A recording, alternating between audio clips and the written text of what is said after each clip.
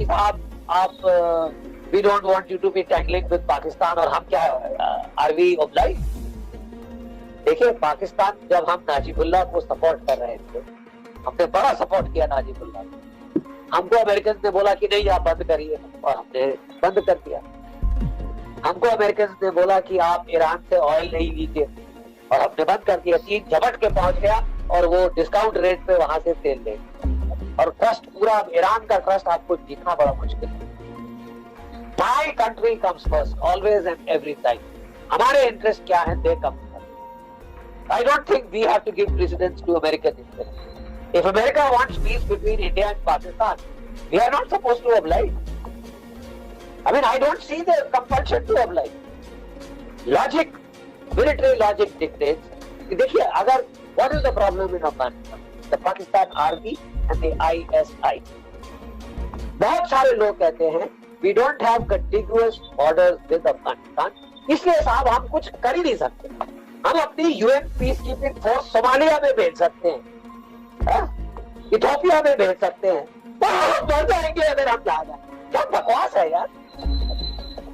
Number एक। But उससे बड़ा मेरा सवाल यह है, अरे साहब हमारा कोई कंटिन्यूअस बॉर्डर अफगानिस्तान के साथ, पाकिस्तान के साथ तो है, बड़ा बढ़िया एलओसी, और उसके बाद इंटरनेशनल बॉर्डर। ठीक है साहब, if the target is the Pakistan army, अगर फसाद की जड़ पाकिस्तान की फौज है साहब, तो put pressure on the Pakistan army. किसने आपको कहा? आपको तारीख पूछेगी, on what basis did you decide this ceasefire? How have we become so friendly to Pakistan? What has it done since the bloody ceasefire? Drone attack on Jammu and drone supply to the terrorists.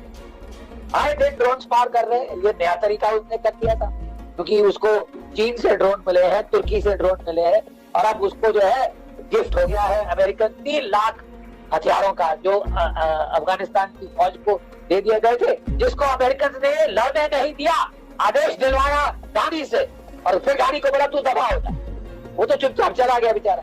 क्या option था? और आदेश दे गया कि अफगानिस्तान की फौज लड़ेगी नहीं। आपने वो फौज खड़ी क्यों करी?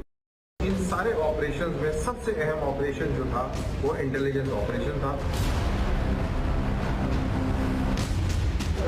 आईएसआई की दाद देनी चाहिए। आईएसआई ने बहुत ही शानदार काम किया।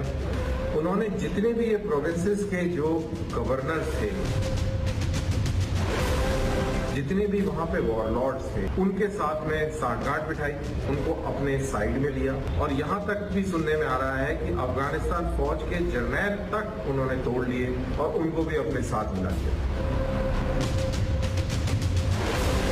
गनी सरकार ने जो गवर्नर अपॉइंट किया, वो मजे से सोफे पे बैठा हुआ है, और तालिबान का जो शैडो गवर्नर है उसके साथ बैठ के और फल फूल आहार ले रहा है। बिल्कुल क्लियर है, ये वाजे हो जाता है कि ये गवर्नर्स, अफगानिस्तान आर्मी के जर्नैल, वहाँ के वॉरलॉर्ड, ये आईएसआई उनको तोड़ने में कामयाब रही और ये उनके साथ शामिल हो गए। वर्चुअली कोई भी लड़ाई लड़े बगैर तालिबान अब 90% अफगानिस्तान के ऊपर काबिज है।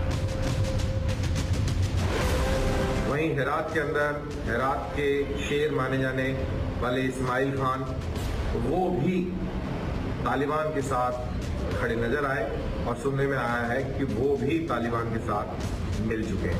पाकिस्तान फौज को मुबारकबाद देनी चाहिए कि उन्होंने अपने यौम आज़ादी के दिन एक इतना बड़ा तोहफा पाकिस्तान के अवाम को दे दिया।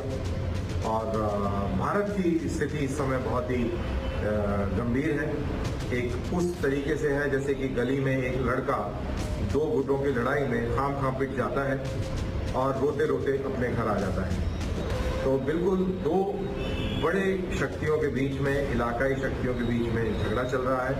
दैट इज तालिबान, मैं उसको बड़ी शक्ति मानूंगा, और पाकिस्तान एक तरफ, और दूसरी तरफ अमेरिका, अफगानिस्तान की सरकार और सेना, और इनके बीच में लड़ाई चल रही है। और भारत ऐसे ही खाम चाटे चूटे खाकर, रोते हुए, गाल मलते हुए वापस आ गया है।